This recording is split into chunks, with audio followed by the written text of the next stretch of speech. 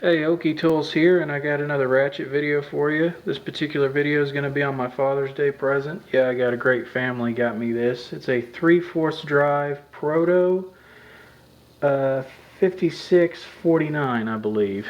And going to go ahead and disassemble it and lube it up and then reassemble it just to kind of show you. I already did a Proto video once on a half-inch drive, just kind of show you it's a really big brother here. It's a 20-inch long ratchet, and it comes apart kind of like the other one does, so let's go ahead and get to it.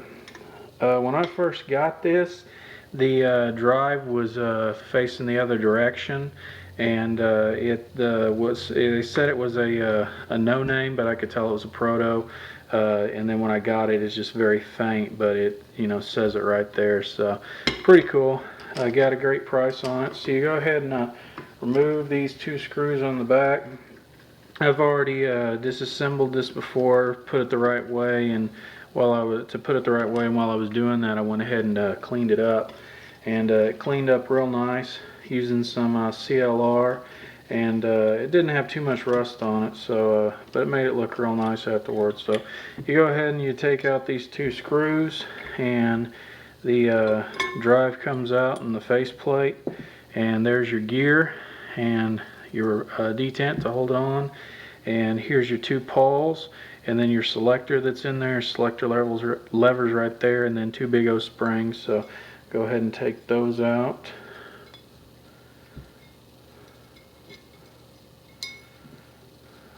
Okay, and go ahead and get my grease that I like to use, and just a real small amount, just kind of around the gear, just in certain spots, and nothing major, and just go ahead and finish going all the way around with it, and then any excess I usually wipe off.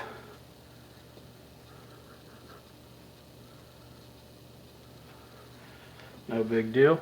And then set that aside, and then you go ahead and just get a dab between your fingers and do it on pawls, just real light, maybe a little on the back of the face plate, not a lot. When I actually took this apart, and then a little bit inside here as well, when I actually took this apart, it was just caked in grease, and I really tried to avoid that a lot, using way too much.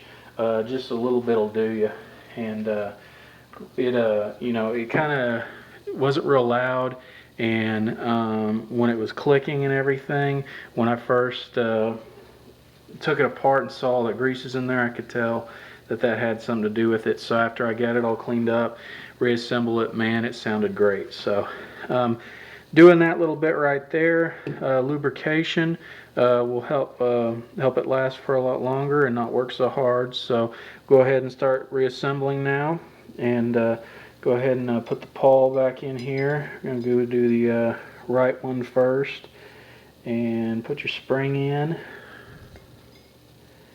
and make sure it's down in the right spot, and then I go ahead and click the selector over after I get it where I want it, and it looks about right. And then take your other pawl here and put it in, and then put its spring in, and make sure that it's in the right spot. Okay, looks good. And then go ahead and drop your gear in. Make sure your spring didn't come out of the way. Make sure it's seated well, and that the springs are where you want them before you put the plate back on. Okay, it's looking all good. Then go ahead and put your faceplate back on, and flip it over,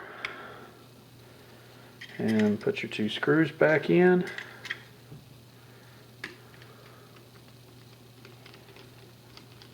And tighten them down.